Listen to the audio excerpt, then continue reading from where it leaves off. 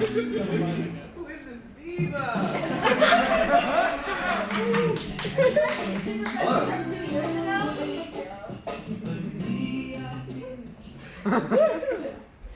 All right, so obviously, I only ever use Times New Roman 12-point font.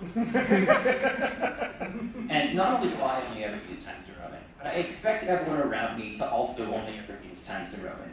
And I will be the first to admit that I have a problem. Because I've gone into other people's Google Docs. I've done this before. I've gone into Google Docs that aren't mine and changed the font from whatever it was before to 12-point Times New Roman, which is a lot like breaking into someone's house just to paint their walls. But it's very easy for me to rationalize this behavior because I can just point to people who are even worse than I am. For example, there's a group of intellectuals out there who like to call themselves the Modern Language Association. And you are familiar with them already if you've ever had to write an essay in MLA format. Woo! No. No. So, the thing that impresses me the most about MLA format is the scope. Because I've gone into a few documents and changed some stuff around, but MLA has infiltrated every school and demands that every essay be written the way that they like. I was homeschooled, and I had to write my essays in MLA format. So, let's look under the hood a little bit. I brought with me the 8th edition of the MLA Handbook, which inexplicably I paid for with my own money. And let me pull up the book. It says here that the MLA Handbook has served as the style Bible for generations of students. And is it not a little bit weird that the MLA Handbook refers to itself as the style Bible for generations of students? Like, who says that about themselves? That their opinions on formatting are the equivalent to the teachings of the Holy Bible. Because what even are these teachings?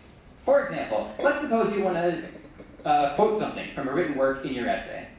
Well, you put the quoted passage in quotes, obviously, followed by the author's last name and the page number of the quote in parentheses after the quote. Now, if the quote is at the end of a sentence, and this is very important, you put the period not after the quote itself, but after the parenthetical citation that comes after the quote. All of this is assuming the quote is under 4 lines long. Obviously, if the quote is 4 lines or longer, you're not going to put it in quotation marks, you stupid idiot. You're going to indent the entire thing exactly 1 inch from the left margin of the page, and you're going to put the period before the parenthetical citation. So, period after citation if the quote is short, period before citation if the quote is long. No one said these rules have to be consistent. It's not your job to question them, it's your job to obey. And then we get to the works cited page. When you're citing a written work, the works cited page should be written exactly as follows. The author's last name followed by a comma, 1 space, author's first name followed by a period, then 2 spaces, not 1, then the title of the book in italics followed by a period, another 2 spaces, and the following list of things in the following order, separated by a comma and 1 space each. The title of the container, the other contributors to the work, last name, comma, first name, of course, the version number, then the publishing company, then the publication date, then the city the book was published in, then the weather outside on the date of publication, then the publisher's favorite food, then the brand of conditioner the publisher uses in their hair, followed by a period. That's 1 citation. You write a bunch of these, arrange them alphabetically by author's last name, and if any of them are longer than 1 line long, you indent every line except the first one exactly 1 inch in the left margin of the page. And if you fail to follow any of these guidelines, to even the most minute degree, an army of high school English teachers will smell it from a mile away, and they will stuff you into the ground like the speck that you are. But it's not like you have a reason not to follow these guidelines. After all, a student who follows MLA format is a happy student. I want to make this clear. A student who follows MLA format is A happy student. A student who follows MLA format is A happy student. One more time. A student who follows MLA format is A happy student.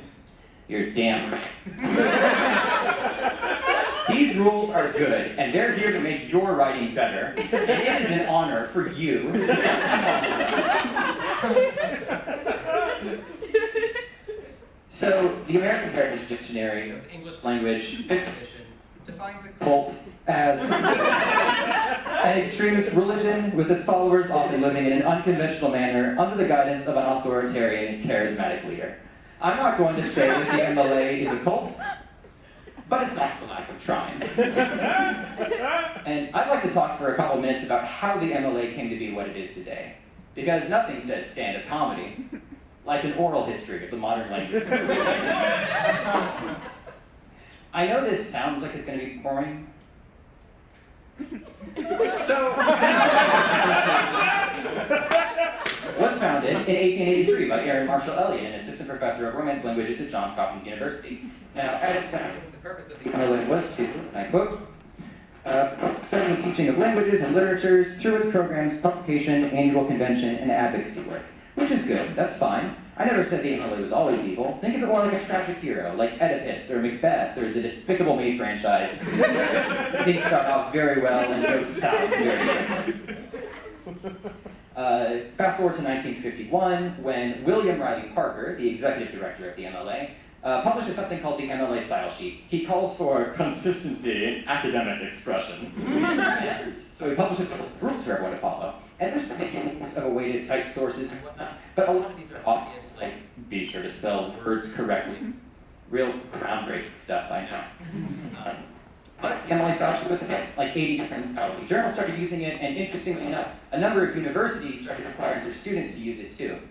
I would be more specific than that, but ironically, the MLA handbook, where I got this information from, doesn't cite its sources very well. So we're all just forced to accept that everyone loved it, and it disrupted the English language and became academia's darling boy.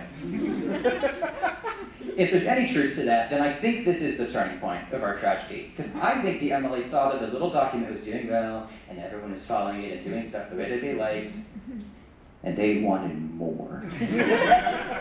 So, they revised the MLA Style Sheet in 1970, and again in 1977, when the first edition of the MLA Handbook comes out. It shoots up from 31 pages to 163 pages to 221 pages.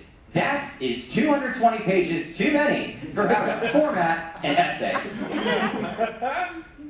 Furthermore, they started focusing less on scholarly work and more on student writing in particular, because the papers that we're really regulating are philosophy 1,000 papers written by a freshman at Lambda Chi, hung over 30 minutes before the deadline.